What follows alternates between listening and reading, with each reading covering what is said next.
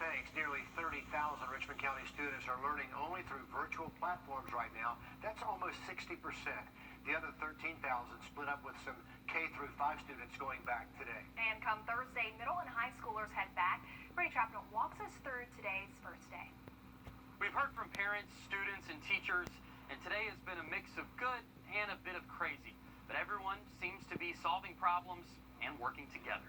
It's been nearly 6 months, but students are back 6 feet apart. It was a little odd. I didn't actually get to walk them to their classroom. I didn't get to greet their teachers and tell them my name and see them. Lynette Jones dropped off 3 of her children at Wilkinson Gardens Elementary. And although it's an odd time as a parent, her 2 twins were taking it hard too. They're separated in classroom. Keith was consoling Vincent because Vincent got upset. Jones, along with many other parents, are teaching their kids how to handle being back in class. But in class and in the hallways, students know what they need to do to stay safe. The teachers were engaged. The students were engaged and they were ready to learn. School board member Patsy Scott says the guidelines are all in place and working well. The phone's been ringing off the hook all morning. At Bayville Elementary, Stephanie Watford is troubleshooting virtual learning. Nearly 60% of Richmond County students are learning from home. Today I've been helping parents with usernames and passwords, getting on to Teams and Canvas. Watford says teachers trained all summer for the new platform, and this first week of virtual for parents and students is about getting the technology sorted out. Whether in person or online, the school district says they'll make the decisions on the next few weeks based on the numbers. We receive daily reports, so this is ongoing monitoring of the cases and the data for our community. They're trusting everyone to work together. Reporting in Augusta, Brady Trapnell on your side. And school officials say it's likely inevitable there will be cases of COVID, so the district is developing an online dashboard where everyone can see how many cases are at each school. Today was also the first day back to school for students in Burke County. Everyone was decked out in masks, and parents had to stay in the car while their kids were temperature checked, then taken inside. Students are split up into 2 groups. Group B started today, and tomorrow Group A will have their first day. 2 of our local school districts have been back for over a week now and are giving parents an update tonight. Columbia County's school board meeting just started about 30 minutes ago, and Aiken County's just kicked off at the top of the hour. We have links to the online meetings on our website, and we'll update you online and on air as we learn more details. A robbery turns to a deadly shooting. It's rocking the small-town community of Blackville, about an hour east of Augusta.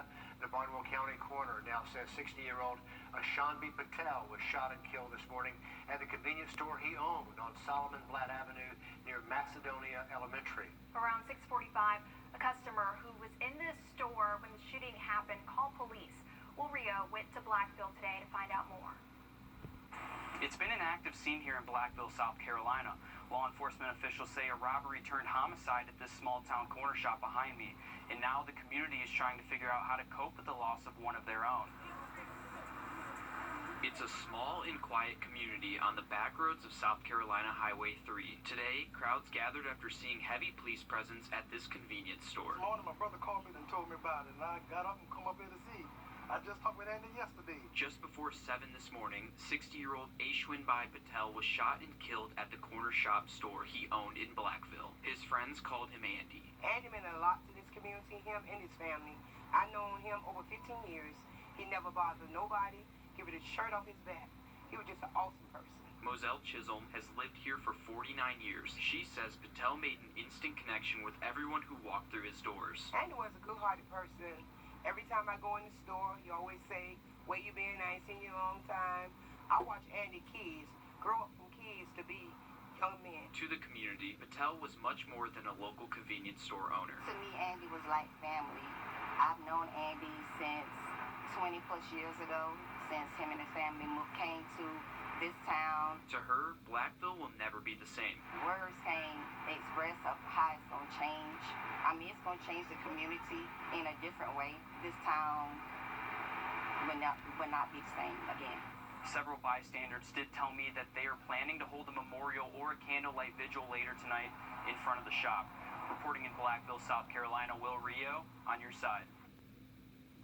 On the Georgia side of the river, a deadly shooting and stabbing all in the span of 17 people dead, 6 others injured, and they both happened in the small town of Sparta in Hancock County. Investigators say the shooting happened around 1:45 in the morning near the corner of Fay and Lee Street. The stabbing happened around 6:45 that night. A suspect is behind bars in that case. Today, our Nick Proto spoke to neighbors who say it's time for change. This flower marks where neighbors found a body following a shooting here in Sparta on Sunday. It was one of 2 shooting incidents this weekend that left a total of 6 people in the hospital and 2 people dead. But we saw from a distance that people were gathering around that spot right there. Stanley Jones has lived in this neighborhood for more than half a century. When he and his wife were sleeping Sunday night, he was woken up by the commotion outside. We woke up to a range of gunfire. Boom, boom, boom, boom, boom, boom, boom. Constant gunfire. And it was chaos. It was pandemonium, man. For a man who's lived here his whole life, this was much different than the way he remembers handling conflict. Back in the day, when we have a dispute with a man, we bring it up to him, we fight a little bit, next day we kiss and hug. Yeah. But right now, you know, it's shooting and killing now. His brother Charles lives just a few doors down. He's the former principal at Hancock Central High School. It's a tragic for our community. Is nothing that never happened before. This is a very peaceful community. Both brothers say they applaud the sheriff's department's response, but the community needs to step up as well. We appreciate them, but we can't just depend on them. We got to be there with them. But we have to go back and reshuffle the deck and find out where this root cause came from. Begin recommunicating. You know, we had family reunions where everybody got together in their community. So we need to go back to that style. Of the other victims taken to the hospital, at least 2 are in critical condition. The Joneses hope this doesn't become a trend because they don't want to see any more of these in their neighborhood. Reporting in Sparta, Nick Proto, on your side. And those deadly cases in Sparta and Blackville are just a few of the more than a dozen incidents over the last couple of weeks. This is a map of when and where those shootings and deaths happen. And these latest stats don't include the ones we just told you about in Blackville and in Sparta. Of those 10 incidents mapped out on your screen, 5 people died. Only 4 suspects have been arrested. A code enforcement officer shot and killed on the job is putting Augusta's condemned communities back in the spotlight. Hundreds of vacant lots and abandoned properties are scattered across the city, but mostly in districts 1 and 2. Today, leaders talking about ways to transform the area while making it safer for the workers who serve it. The heart of District 1 did not always look like this. Just ask Johnny Heggs. All my life. I'm 80 years old now. Who's lived here long before the blight moved in. It's gone really down. Nothing like it was when I was coming up. It's a nuisance of a neighbor, condemned and dilapidated buildings, and at least 471 properties like this, solely in District 1 and 2, are on the city's current project list. But inspectors work the neighborhoods, and they go through this long process of getting an order for demolition, and then the house stands. Nothing gets addressed. Augusta's Planning and Development says its code enforcement agency needs more enforcement capabilities plus funding resources. We found the code enforcement budget has increased for the last several years, but so too has the blight. Today's meeting accounting for nearly 1,000 known vacant lots, condemned homes, or abandoned properties. There's a place that I don't feel safe to go in because we have as a city let it go. Meanwhile, city officials are now calling for a streamlined system, one in which a worker can cite a violation, quickly process it in the courts, radio a deputy to assist upon arrival at a problematic area, but also being able to further pursue legal routes through possible local nuisance laws. We're supposed to be the garden city. And I said we can't do nothing else but at least clean up. Augusta leaders say there's no question of the disparity, noting it's the most prevalent in the older, poorer minority communities. For Johnny Heggs, there's also no question, saying the time to get to work is now. Come down and just get some of these bandit bills knocked down.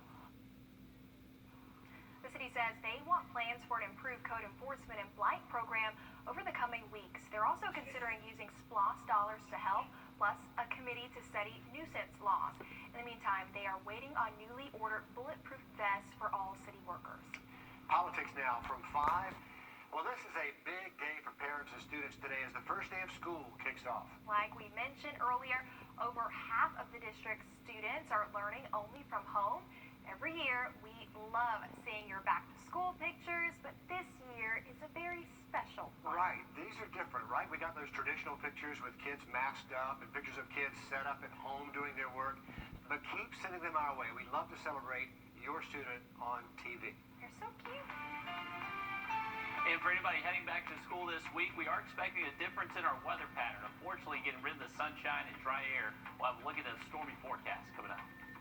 2 local kids are proving that what goes around comes around. How their act of kindness landed them with a sweet surprise. Georgia's A sweet update to a story we first told you about yesterday.